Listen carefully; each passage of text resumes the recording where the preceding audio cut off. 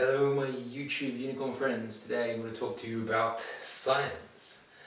Because science is my passion, it's what I've lived my whole life investigating.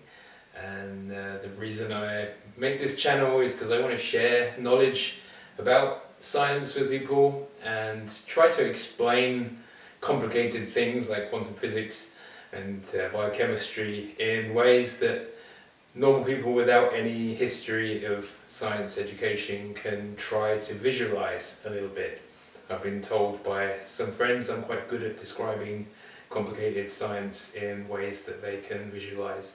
So today I'm going to give you a little bit of a background about my science history, because people go, oh, well, are you really a scientist? Or if you don't have a specific piece of paper or letters after your name, you're not a real scientist, and all sorts of other nonsense. So, what is a scientist? It's the first question to ask. Well, science is investigating the natural world in a systematic way to try and understand the nature of reality.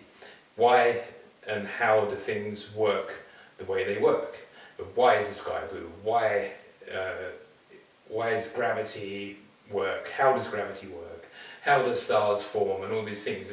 The most important questions that we ask are how and why things are the way they are. And science is a methodical way to find the answers to those unknown questions. Before science, if you didn't understand why something happened, well, God did it. Well, that's not an explanation that helps anybody. That's just, I don't know, so I'm going to make up some nonsense. Whereas science, we come up with a hypothesis, we think, okay, well, I think this is why something is the way it is, or this is how something works, and then you develop a systematic way to test your idea and make predictions about the future and come up with an evidence-based opinion. It's still an opinion in a lot of cases, but it's based on data that we investigate. So that's what science is. It's an investigation of the natural world to figure out how things work.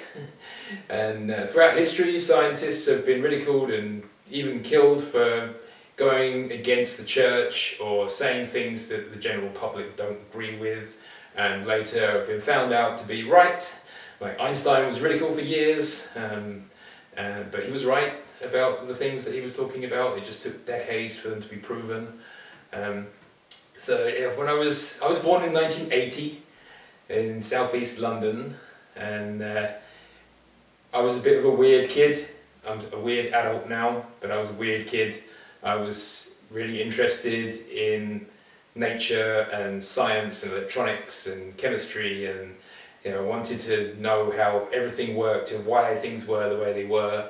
My mum bought me a chemistry set and crystal growing sets and electronics kits where you could build radios and other like home electronic stuff. I used to build all kinds of different things. I used to also take apart all of the appliances at home. So I'd take apart the vacuum cleaner to find out how it worked, and sometimes I'd be able to put it back together, and sometimes I didn't. So yeah, my mum was a little bit annoyed sometimes how I broke things, but I needed to know how things worked.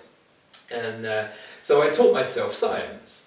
I would read books and encyclopedias. I would read about the human body, how things worked that a child could understand. So they were basic books to start with.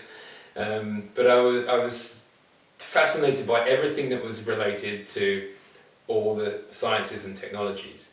And by the time we got to start learning it in school, when we were like 10, 11 years old, we started to learn a little bit about science. But by the time we got there, I already knew everything that the teachers were teaching us, because I'd taught myself.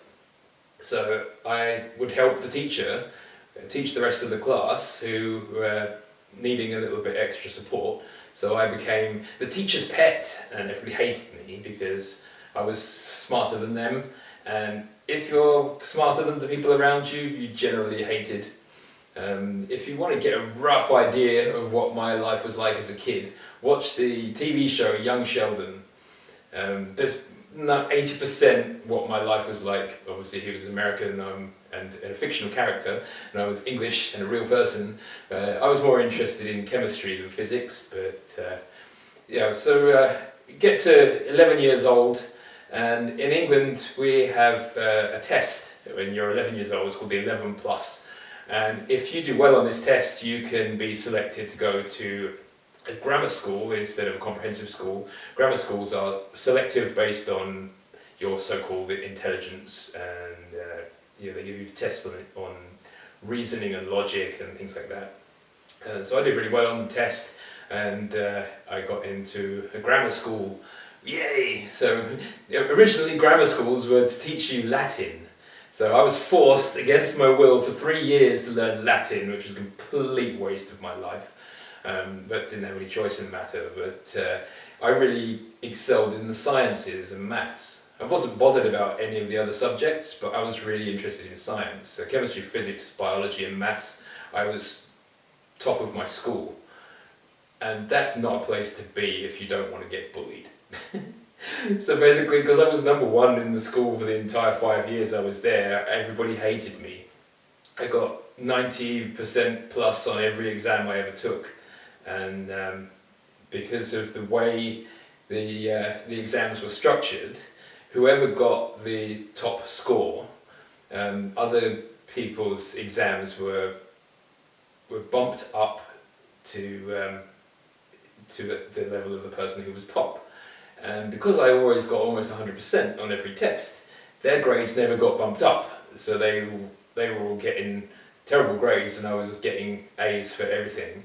And again, leads you to be absolutely hated by everybody. But in my opinion, if I take a test, my goal is to get 100%.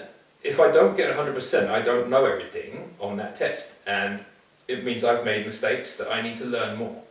So I was always getting 100%. But being autistic and ADHD in school, in my case, I had a near perfect memory of everything. I could memorize stuff really, really easily. So when the teacher taught things the first time, when they were giving the lecture on the blackboard or whatever, I would immediately just remember all of it. So I never had to do any homework or extra study to get the 100% on all the tests. So again, everybody hated me because I didn't need to do any work, and I was still really good at all the sciences and maths. Teachers hated me because I could look at a maths problem and just immediately know the answer. I didn't have to calculate it step by step in 100 different steps. I just looked at it and I could calculate the answer. And I had to always write down all my working out, and it was so annoying. But they were like, you have to show your working so we know you're not cheating. Like, who am I going to cheat from? Like, if you're the best student, who am I going to copy?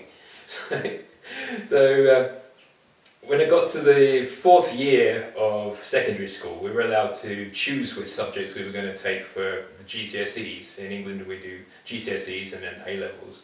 Well, I don't know if that's changed now, but it was 25 years ago. So I chose triple science, which was really rare for a school to offer that as an option. Normally you could do single or double science, so you still did all the 3 sciences, but you only got 2 qualifications at the end of it. But I was allowed to do 3, so I did chemistry, physics, biology and maths, which I got A's for. The only reason I didn't get the A plus or A star is because you had to do coursework, and that was all written stuff, and I was really, really good at equations and everything to do with the pure science part of things, but I wasn't very good at language. My worst subject was English. In fact, my worst result was a C for English language, which was still a pass, so I don't care. But yeah, when you have to write a paper, obviously you need to be good at English. So when I was doing my coursework, that dropped my grade down a little bit. So even though the exams were nearly 100%, I got bumped down by the coursework because it was all written stuff, and language processing for autistic people can be challenging. Some people have worse challenges than others. You know, some people are really good at languages, but I was absolutely terrible at languages. But give me a formula, give me some kind of equation to calculate, and I was near perfect on every exam. But I was, because school was basically being bullied from the moment I got there to the moment I got home. I didn't really want to go to school. I made up every excuse to not go to school. It was basically a prison full of monkeys, is what what it felt like. It was all these really stupid people who just bullied me all the time because I was better than them. And what kind of life is that for a kid? I didn't realise at the time that I was different from everybody else. I just thought, well, you're supposed to work hard and get good exam results, so I did. And because I got better results than other people, they hated me. And fair enough, whatever, I don't care anymore. I'm not in school now, so it doesn't matter. But my interest in science grew and grew and grew because it was a way that I could understand the universe that I'm in. If I'm somewhere, I need to know where I am and how that place works. So physical reality, I need to know the laws of physical reality in order for me to be able to manipulate physical reality and create the dream life that I want to live. So learning about the laws of physics and chemistry enabled me to be creative, and I learned how to control my reality. And that's how I built this house, and all the things I've done in my life have all been science related. So, but when I finished my GCSEs when I was 16, we were basically given tests of what's your future career going to be. And every time I did one of these tests, it always came out something related to the chemical industry.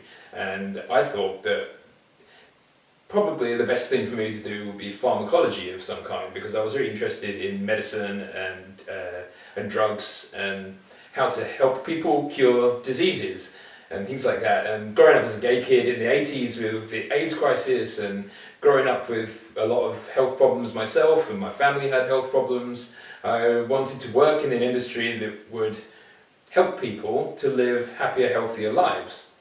So I thought the pharmaceutical industry, that's where I'm going to be.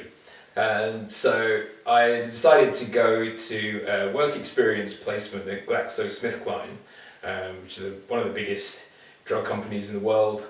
And I worked in the quality control department. So as the drugs come off the production line, they would come into my lab, and there would be a set procedure for testing whether this drug was safe to either go on to the next stage of production or to go into the pills or potions or ready for delivery to the customer.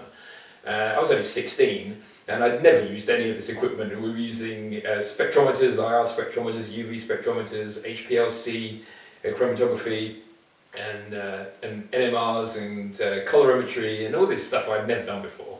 But they gave me a fairly well-written procedure, and they were so impressed with how well I followed all the experiments that needed to be done that they left me alone in a lab in a drug company making stuff that's going to go into humans. They just left me alone to do all these tests, and then they just ticked off at the end of the day when I'd done all the experiments, and there were no problems with anything, and it was fun. So it spurred me on to be like, yeah, I kind of like this as an idea for a job. And but at that point, I'd been in school for 16, well, no, I was 16, so I'd been in school for 12 years of being fucking bullied every day of my life. And I was like, I need a change, I need to get out of this environment, because this environment to me wasn't conducive to learning. I just hated education in England. And I was given an opportunity that not many people have, is to go to America and study as an exchange student. So I went to America and lived in Atlanta, Georgia. Well, not quite Atlanta, it was Douglas County, which was about 30 miles west of Atlanta. And I went to Douglas County High School. And when I got there, I was 16, but because I was quite academically advanced for my age, they put me in the senior year. And I was allowed to choose my subjects. And one of the options was AP Chemistry, which was the entire year, every day, at school I would do an hour and a half of chemistry, which was far more advanced than the chemistry that I was doing at GCSE level, and I loved it. I also did advanced algebra and trigonometry, and that was awesome. my favourite day was I did a test at the end. I think it was I'm not sure if it was a midterm or the final exam, but I got 110% on a maths paper. And if you're a mathematician and you get 110% on a maths paper, it raises a question: why? So how can you get 110% on a maths paper? And so I asked the teacher. I was like, okay, I got 100% of the paper. Why have I got 110%? She said, well, you get 10% for showing up and writing your name on it. I was like, result, okay, cool, I got 110% on the maths paper. So unfortunately, I wasn't actually allowed to graduate high school officially and actually have a high school diploma. But they did let me go through the graduation ceremony and everything as if I was a senior, and they gave me a certificate of attendance. It was a certificate of honour, I think they're called. But I kept a record of all of this. In England, you get these National Record of Achievement folders when you do your GCSEs. So I've got my chemistry, physics, biology A grades, my maths A grades. I've never used this for a job because I've never had a job. Yeah, I've got all my GCSE results, and this was my certificate of honour from America. But in England, after you finish your GCSEs, you go into further education, which is A-levels, which we call sixth form. If you're not from England, you have infant school for 2 or 3 years, junior school for 4 years, secondary school for 5 years, and then you do sixth form for 2 years, or people go to college or do some kind of vocational study outside of school from 16 to 18 years old, and then you go to university after that. And because I was going to America, I needed to choose the school that I wanted to study in for my A-levels. And no way I was going to stay at the school that I was in before, where I was bullied every day. That was just not going to happen. So I looked at other options of schools that were more science-based. And I applied for the top school in the country, top grammar school at the time, which was St Olaf's. Not sure if it was number 1 or it was certainly top 3. It's top 5 now, and that was 25 years later. It's still top 5 in the country now. And I wanted to do chemistry, physics, biology and maths. But 4 A-levels is a lot of work, and most people most schools don't let you do 4 A-levels. But in my case they made an exception. And to get into the school you have to sit an exam. So I went there, and you have to do a 30-minute paper in each of the sciences, or each of the subjects that you're going to study there. So I did a 30-minute paper in chemistry, physics, biology and maths, because they were the A-levels I wanted to study. And in normal situation, they would give you the exam, and you sit there for 2 hours alone in a room, you fill in the exam, and then they grade your paper. And then you have an interview, and there was 6 people. There was the head of chemistry, head of physics, head of biology, head of maths, head of English, and the head of the actual sixth form general. And they said, in normal situations, we go through your exam, and then if there's anything you got wrong, then they would discuss the answers with you. And I didn't get anything wrong. So instead of going through the papers, they decided they were just going to make up random questions and just ask me random questions on the spot. Not about things that were in the GCSE syllabus, but other things that were more advanced. And I answered every single question, more or less, a couple of minor mistakes, and they gave me an unconditional offer to study there once I returned from America.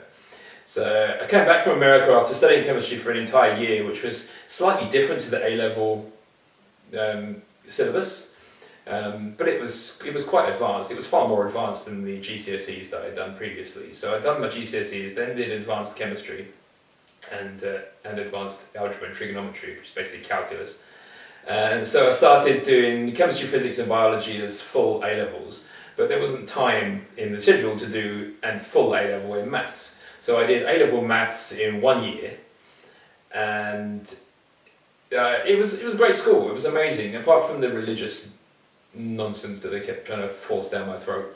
But I did really well, and I was one of the best students in the school. But again, the coursework ruined me because I absolutely hate writing papers. And so although my exam results were all nearly 100%, I got bumped down by my coursework results, which is annoying, but what can I say? That's what happened. So I got my A-levels. I got A-levels in chemistry, physics, biology, maths, BB, CC in the end. So I was a little disappointed I didn't get A's, but the coursework knocked me down, and never mind, it was okay. So I was, okay, so what do I want to do next? So I thought, well, I've got A-levels, but why not try something a little bit more? And so I decided that I would do the next level up, which is called S-level, which is a 3-hour chemistry paper that is far more advanced than A-level. That there wasn't a syllabus for it. I just took the exam just for fun, because I liked taking exams. Everyone thought I was mad for taking an exam just for fun. But I did it, and I got a distinction on the S-level chemistry. And then I also did the Oxford and Cambridge entrance exam, which is called a STEP, 6-term examination paper in chemistry, and I got a pass on that. So I could have gone to Oxford or Cambridge if I wanted to, but I decided that I preferred Imperial College in London. So I applied to do a master's degree in chemistry with medicinal biology and a year in industry. So it was basically a 5-year course. The first 3 years was a bachelor's degree in chemistry, with medicinal biology as a supplementary part of the course. And then it would be 1 year working in the pharmaceutical industry, and then the final year would be the master's degree in chemistry. So I started there, and it was great for the first year because I was living in Kensington. It was amazing. I was in the middle of London. I could get to uni in 5 minutes from my dorm room, and everything was cool. It was hard work, but it was good to actually finally have a challenge, because previously it was so easy doing A-levels and GCSEs that it didn't tax me at all. But unfortunately, living in Kensington is really expensive. If you don't know London, basically Knightsbridge, Kensington are one of the most expensive places in the whole of London.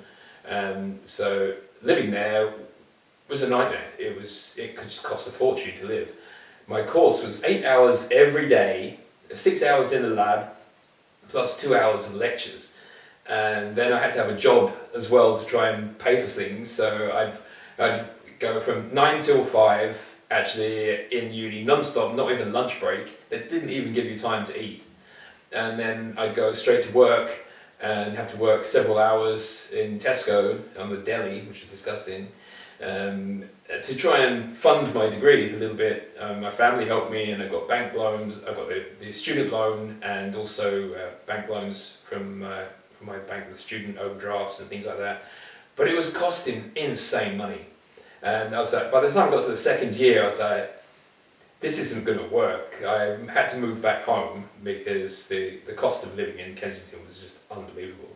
So I then ended up having 3 hours commuting every day to try and get to school and back. And in the end, through the second year, I was like, this is just going to end up with me being completely burnt out and broke by the end of it. So I was looking into future careers. Well, I finished my 5-year degree. I've got an insane amount of student debt. What kind of job and career can I get with this qualification? And how much money is that job going to pay me? So I looked at the future careers, and I was like, this isn't going to work for me. I want to make money. And in the science world, unless you're really, really famous and you discover something pretty major, you're not going to make massive amounts of money. You can have a nice, comfortable life, but if you want to be rich, have all the things that I wanted to have in my life, then it just wasn't possible with the career that I had chosen. So I kind of had a little bit of a nervous breakdown in the second year of uni, and was like, this is just a waste of my time. I'm doing all of this to get a piece of paper to work for somebody else who is going to pay me a tiny amount of money, and I'm going to end up with this massive debt. So I was like, although I love chemistry so much, it's my absolute passion, I decided that it wasn't a future job for me. So I decided to leave university and go into a different industry. So I quit, and my parents were not impressed. But I had to live my life for me. I needed to understand more about myself, and one of the things that I discovered at Imperial College was the medicinal benefits of psychedelics. It's a very touchy subject because they're illegal all over the world, but they're the most powerful medicines we've ever invented for mental health. I'll do a separate video about psychedelics later, but yeah, if it's very difficult to study Imperial College and not find out about these things, because Imperial College are world leaders in psychedelic research. So I found out about these chemicals which cure depression, don't just treat it, but cure it, and cure all of the negative effects of ADHD and autism and various other things. And I was like, okay, so all of these things that are so beneficial for humanity are all illegal, which is basically keeping us in we're basically in a mental prison where people are suffering huge amounts with mental health and in lots of physical health problems as well, that there are cures for. So I lost all faith in the pharmaceutical industry and the governments, because if you're going to ban a cure for cancer, then you live in a prison.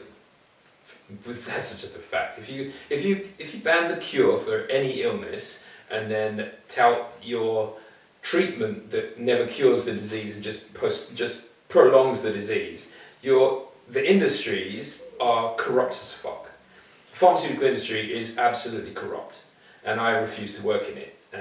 So I moved out of the science world and just continued my own research privately, and worked in different fields to make money.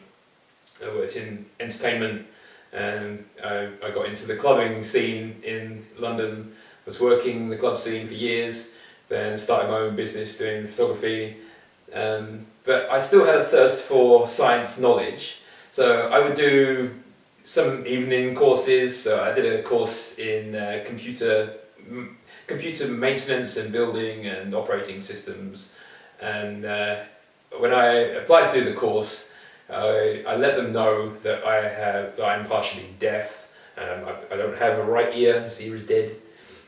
So they basically classed me as a partially disabled student.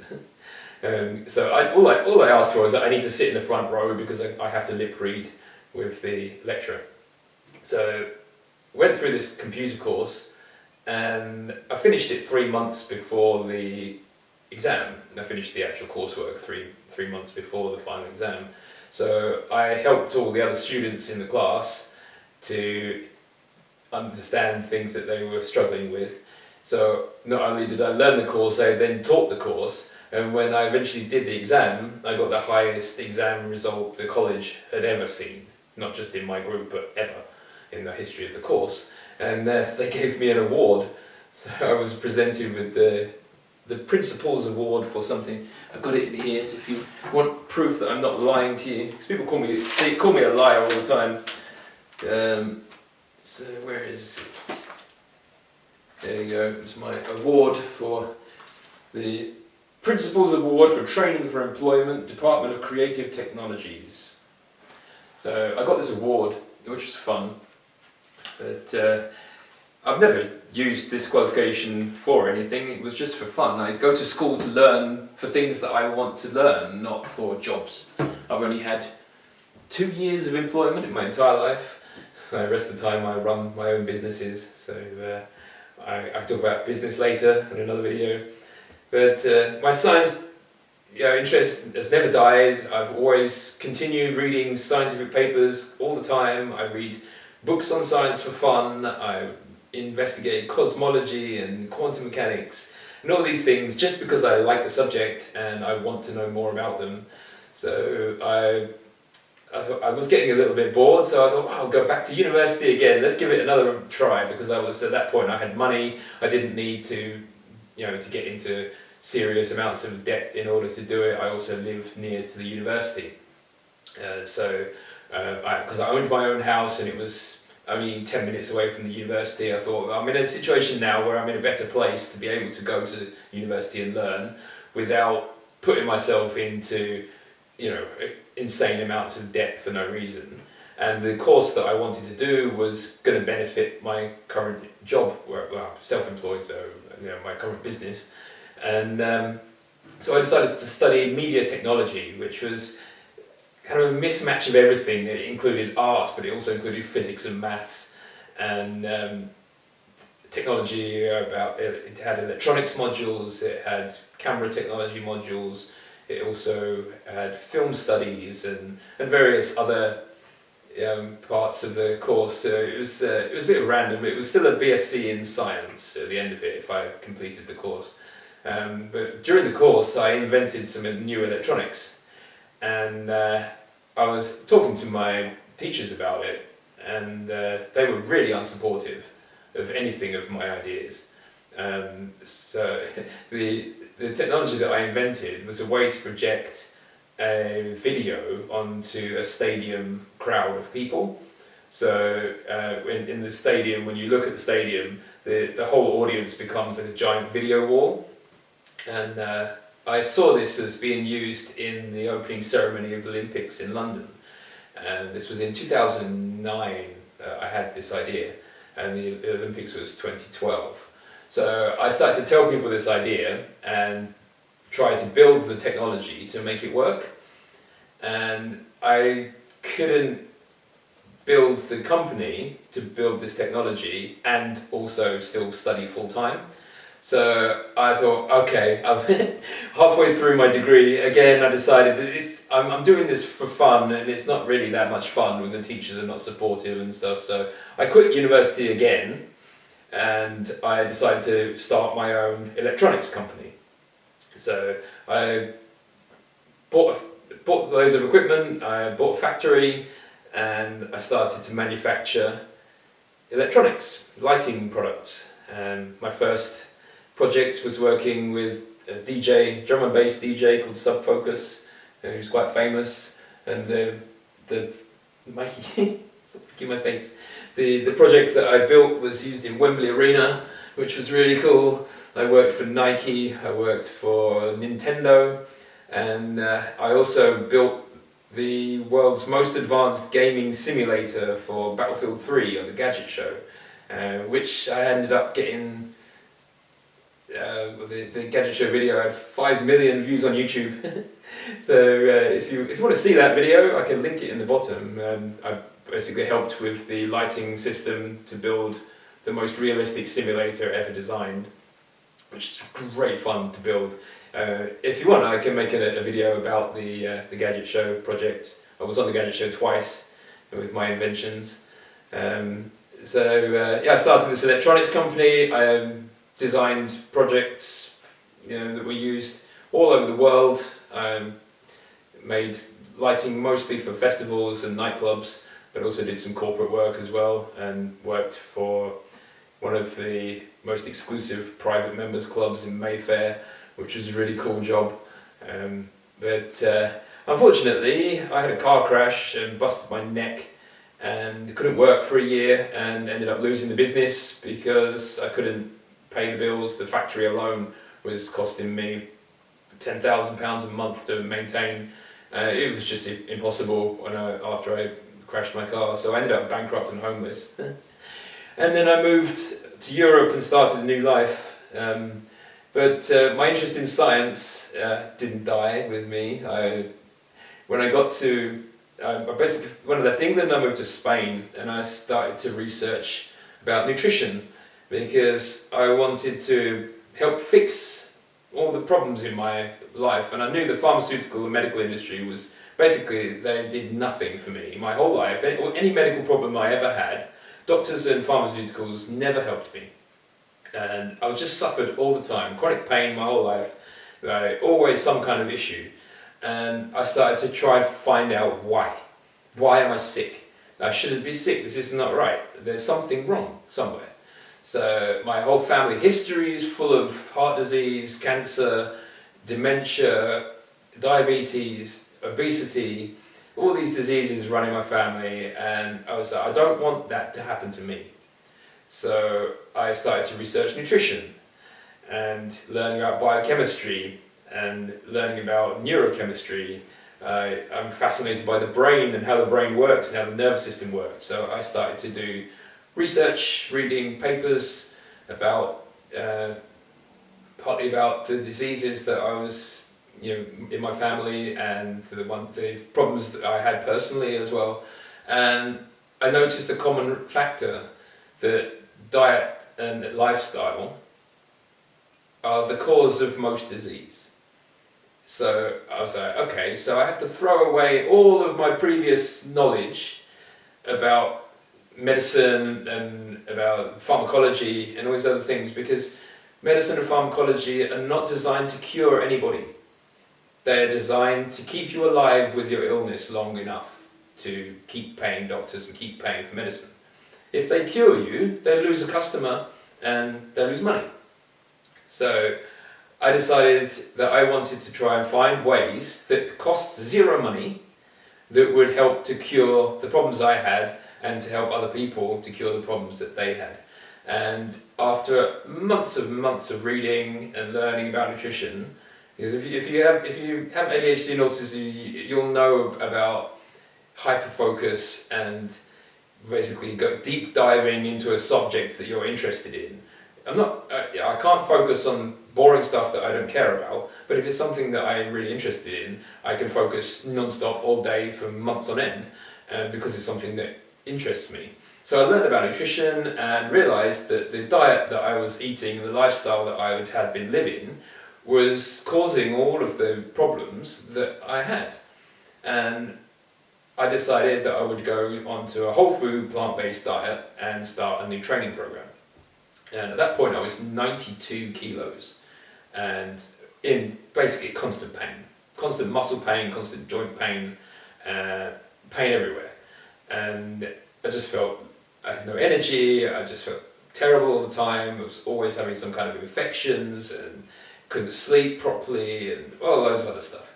So I thought, well, it can't hurt to try a plant-based diet. I didn't think it would work, but because I was a scientist. It was like we know what we're talking about, and this other stuff. I was quite arrogant about about various things, and I was anti-vegan. I would make jokes about vegans. I was like, vegans are unhealthy, vegans are this, vegans are that, bacon, all these other things I used to say. But I decided that I would reset my knowledge and start again and learn about nutrition from the basics. So I went right down to the biochemistry. Because I was a chemist, I always want to look at things from their base origin. And science is structured, but mathematics is baseline reality. Physics is the next layer. Physics then describes particles and the atoms that exist. And then chemistry is how those atoms interact with each other. And then biochemistry is how those molecules form molecules that are used for life. And then biology on top of that is how those biomolecules assemble themselves into living organisms. So if you understand the biochemistry of food and how the body works, you can understand how disease works. So I researched and read and experimented on myself, and within 3 months of eating a whole food plant-based diet and doing regular training, and one of the most important things ever was I stopped wearing shoes, because I lived on the beach in Spain, so I didn't need shoes. And my life in 3 months completely transformed. All my health issues were gone. I could run for the first time in my life. I'd never been able to run before, maybe 100 meters, but I ran 10 kilometers in less than an hour for the first time ever without any pain. I had chronic pain for 34 years. Every day there was something wrong somewhere in my body, and it was gone. For the first time, I remember I was at a festival, and I was like, I don't feel any pain. This is the first time I've ever felt like that. It was a real shock to me, because I didn't expect that the whole food plant-based diet and new lifestyle would be that dramatic. But it did, and it transformed my entire health. And since then, every time that I follow a whole food plant-based diet and exercise regularly and do all the things that are on my list that I showed you in the previous video of how to make a task list for health and vitality and productivity. If you make this list and do this thing every day, do these things every day. So every day for my health, I eat mostly whole food plant-based. Sometimes I have some treats and snacks, but mostly it's whole foods. And I train every day, I stretch every day, I massage every day, and when I do that, my health is perfect. If I go back to eating junk food and all this processed rubbish, I get sick again, I get fat again, and generally my health deteriorates. So I don't want to be in that position, so I stick with what works, and that is a whole food plant-based diet, which is a science-based decision. I read so many papers, I don't even know how many, but there are thousands and thousands of studies that back up what I say on this channel. I make these videos to try and help people to live a better life. You can listen to me or not listen to me. It makes absolutely no difference to my life if you listen to me or not. You can believe me or not. But everything that I share on this channel are things that I have researched personally or experiments that I've actually done on myself. I haven't got scientific studies to back up everything that I say, because not everything can be proven with a study, especially with human genetics being so unique. Every human is unique.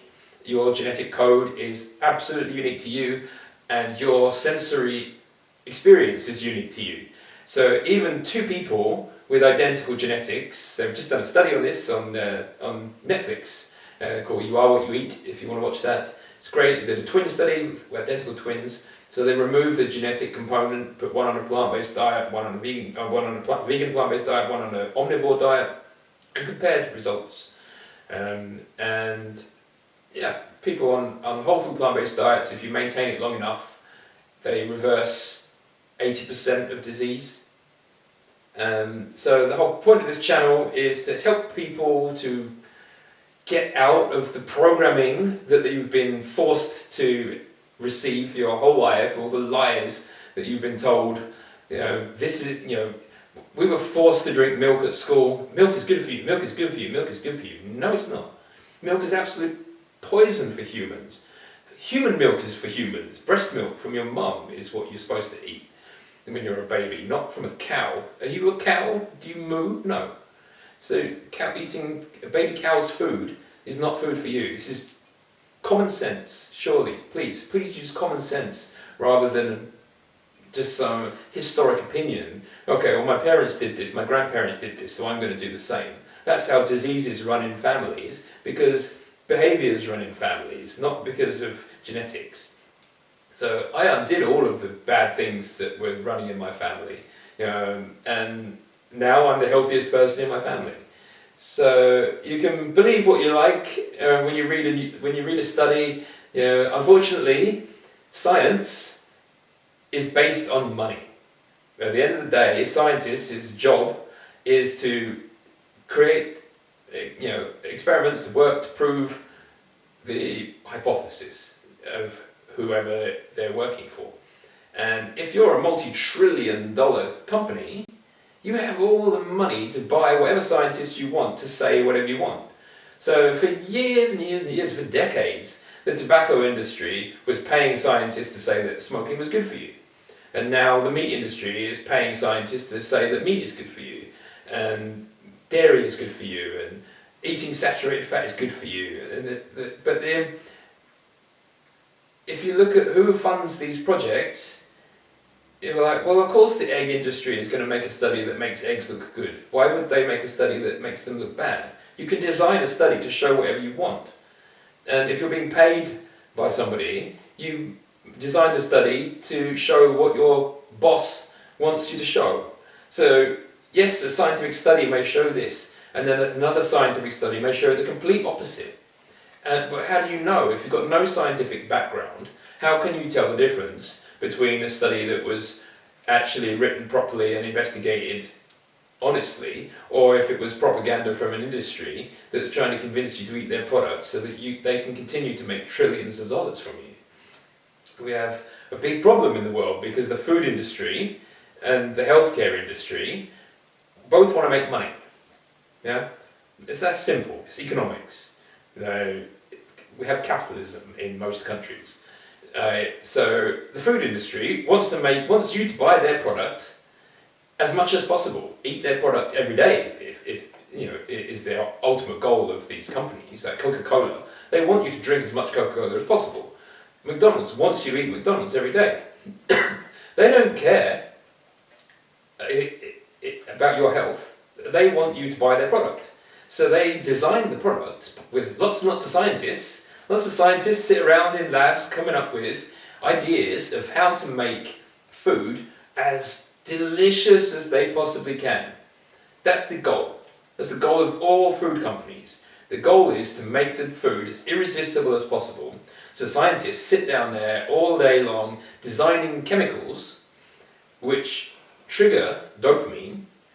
So when you eat these foods, you feel really good. You feel amazing. You're like, wow, that burger was absolutely delicious. But it was designed to be that way because we know how the body works. Scientists know how the body works, and we know how the nervous system works, we know how the brain works, we know how addiction works. We know all this stuff because we've been investigating it for decades. But if you don't understand it, you can be a victim of the people that do understand it. And the people that do understand it don't care one single bit if you have a heart attack, because there'll be another customer after you, because your same eating habits are passed on to your children. So if you die, it doesn't matter, your kids will still eat the same diet that you were eating, unless they change, which is rare, but it does happen, and it's happening a little more regularly now than it was in the past. I mean, 50 years ago, vegans were so rare. Now there's millions of us. So yeah, if you have a food industry that doesn't care about your health, and people don't care about their own health, then you have the medical industry who says, oh, don't worry, you've got a heart attack, I'll fix you, I'll do a bypass, I'll cut you open and do bypass surgery on your heart, keep you alive longer. Or you could just go on a plant-based diet and cure your heart disease, but the doctors will never tell you that because that makes them no money. Doctor's job is to make money just as much as any other person's job. So if everybody was healthy, doctors would be unemployed. So it's not a doctor's job to cure you of any illness. It's a doctor's job to keep you alive longer with your illness, which is why we have chronic illness that lasts for decades. But medicine is now really, really good. Pharmaceutical companies are brilliant at keeping people alive longer now. Doctors are great at slicing you open and taking bits out of you, or blasting you with radiation to cure cancer, or cutting off limbs or fixing broken bones. So they're amazing. With the technologies we have are absolutely awesome. But they don't treat the root cause of illness. And if you don't treat the root cause of illness, you will constantly be ill. And the root cause of 80% of illnesses is your diet and your lifestyle. So it doesn't matter what pills you take, if you don't deal with the underlying cause of the illness, then you're just going to prolong your life being sick. And I don't know about you, but living for decades with an illness was horrible. I didn't want to live like that. But when I was a little kid, when I was a teenager, I was suicidal because of all the health problems and the bullying. But it didn't have to be that way. You don't have to live in a society where cancer is affecting 50% of the population, where diabetes, just in America alone, 100 million people live with diabetes. Diabetes is 100% caused by diet. It's 100% caused by diet. We know this, and if you want more information about the specific diseases, then I can talk about those, but I'm not a doctor, so people don't usually take my opinion as having any validity at all. But we've got two competing industries that want as much money as possible.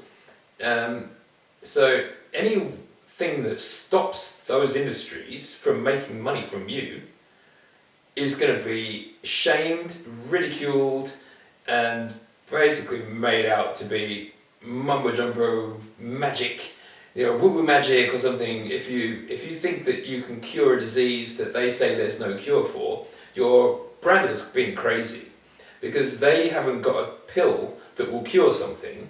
They say there's no cure for something. But there are cures for things.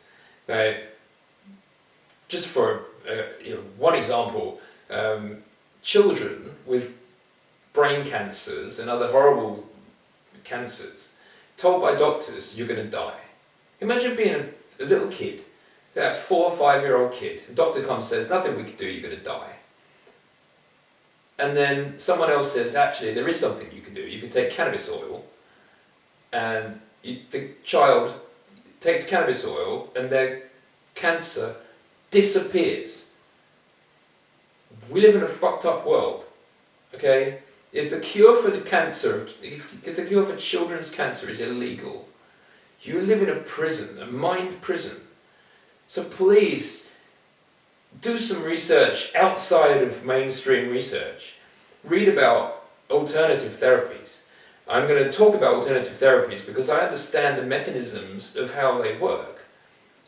And it's not woo-woo magic when you understand the mechanism.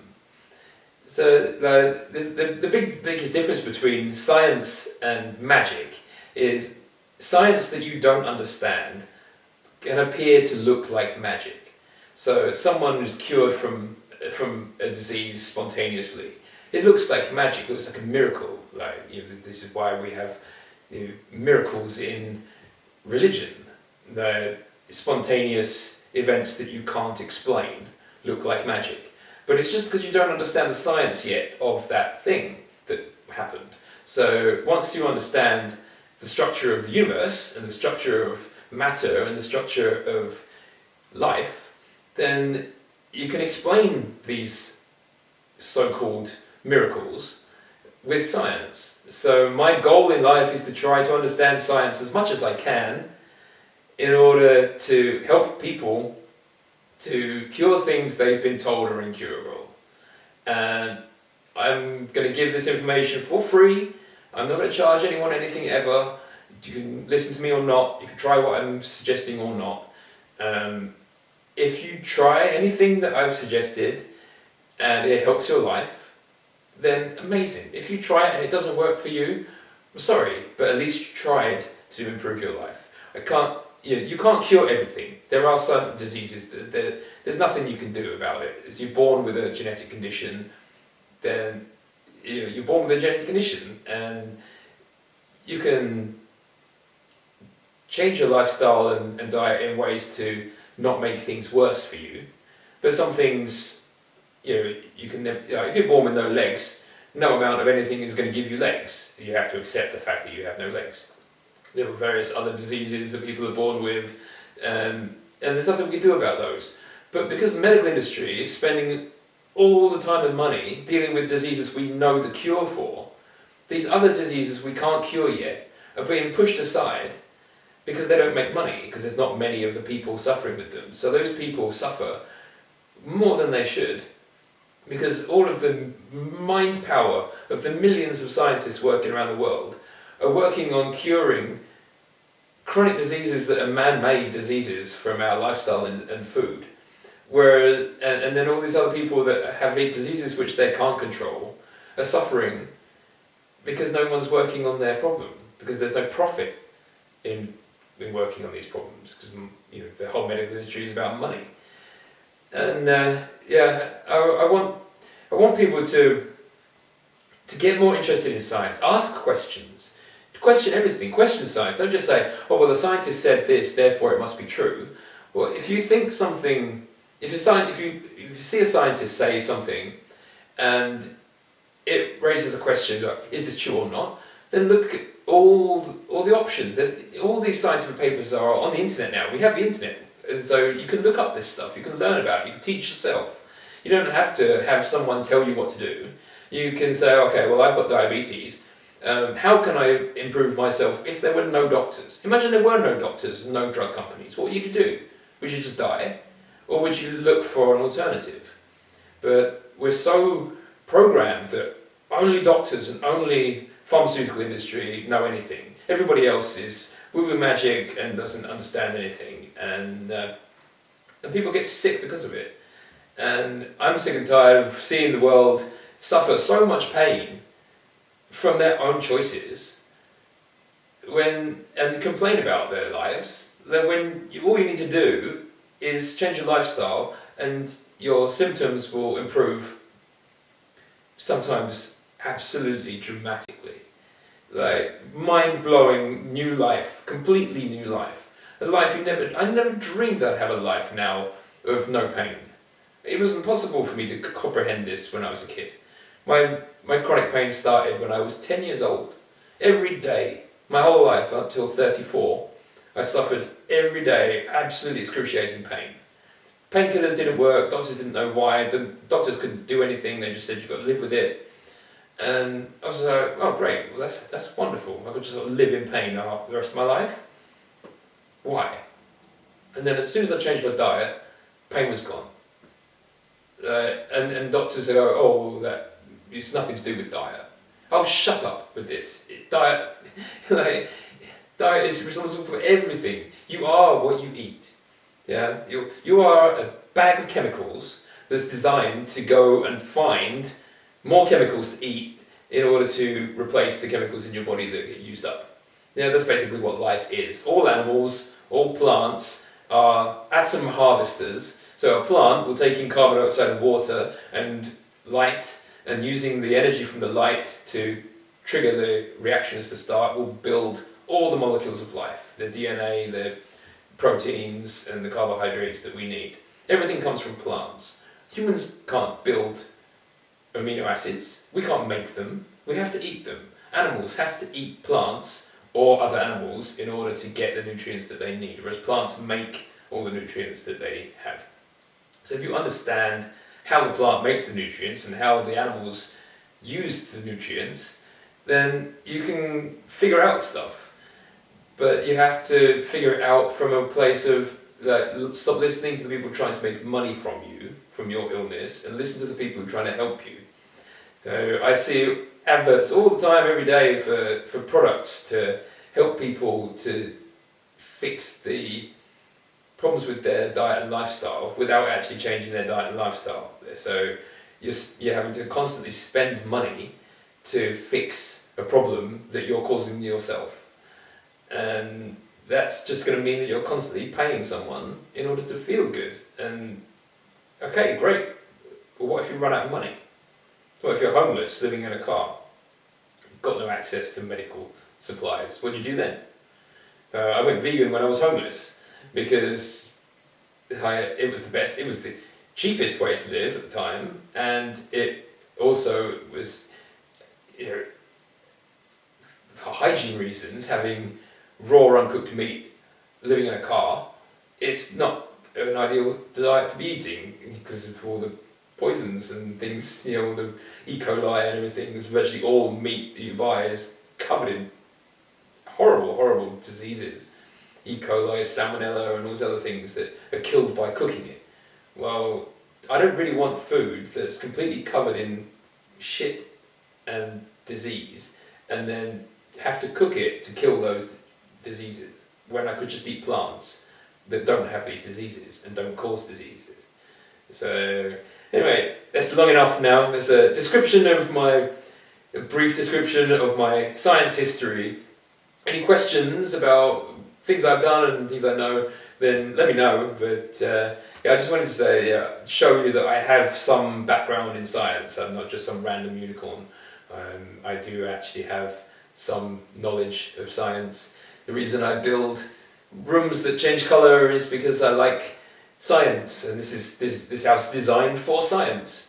I make these moving pictures because moving pictures trigger dopamine. And if you have ADHD, you need more dopamine than a normal person. Than a typical person. The typical person can get a stimulus and stay focused long enough to do the task and then come down, whereas ADHD is a faster reset. I'll talk about this in another video, but that's enough for now. It's long enough, so I hope that gives you some kind of idea of my background in science. I don't have a degree and I'm not a doctor, so if that's your definition of being a scientist, then I'm not a scientist.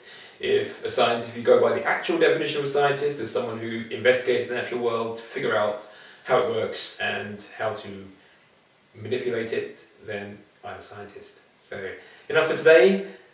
See you in the next one. Bye.